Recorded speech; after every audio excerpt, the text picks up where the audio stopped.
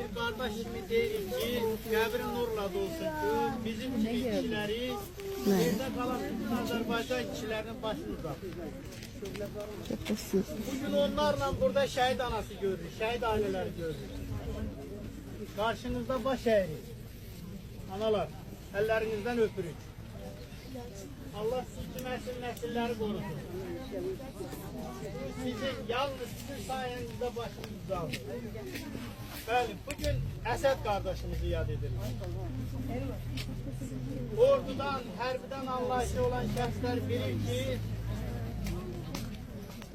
artilleriya, yani topçular müharibənin, hərbinin münövrəsidir.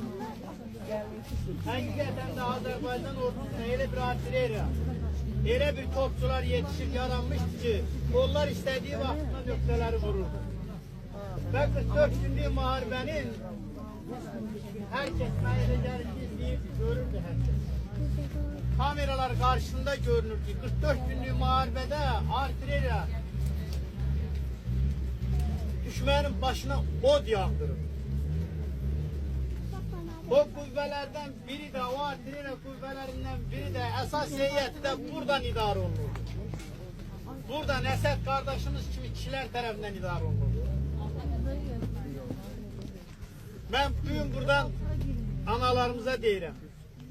Bugün buradan bütün şehit ailelerine deyirəm.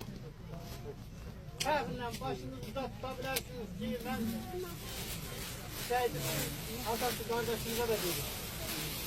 Fəxrlə başınızı tutabilirsiniz ki, Azərbaycan ordusunun əskərləri, en kiçik əskəri belə döne sizin balalarınızın, sizin əzizlərinizin qanını alır.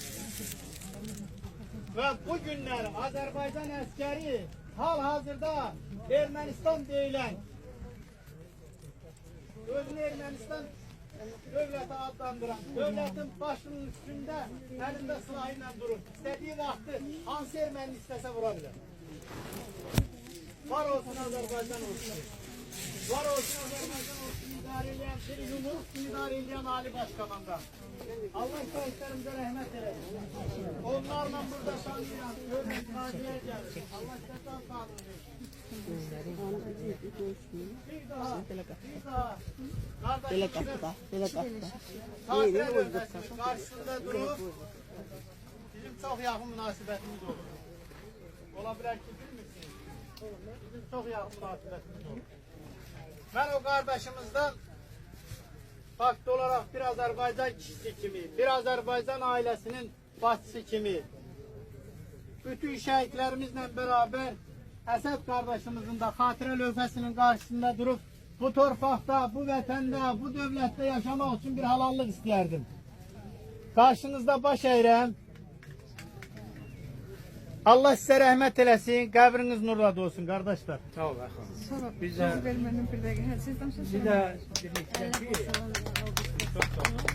Xanı oradaydı. Xanını bura mən dəvət elədim. Nə üçün? Allah can sağlığı versin xanıya. Bizim qazilər danışmalıdır bir yerdə. Bizim şəhidlərimizin böyründə qazilərimiz oldu. Allah onlara can sağlığı versin. Çünkü şəhid atasıyam mən danışam mənə. Mən oğlum böyründə olmamışam. Mən heç kim böyründə. Danışarsa yalan danışam. Öyleysə deyirəm. O qazi gəlir. Allah bütün şəhidləri dəvət edir. Bize kapaç geçmiyor. Bazı biçedeki geçmiyor. İstən erməni öldür, istən öldürmə. Erməni üçün gedən sağlayır. Sən də çox da olsun. Allah sənədən sağlıq etsin ki, sən bizim Azərbaycan qeyrətli oğlanlarına sağ, bizim şəhidlərə də yeni qurban olun, hamısına. Bu oğlan bu bacının elinde. Bahadır. Bahadır.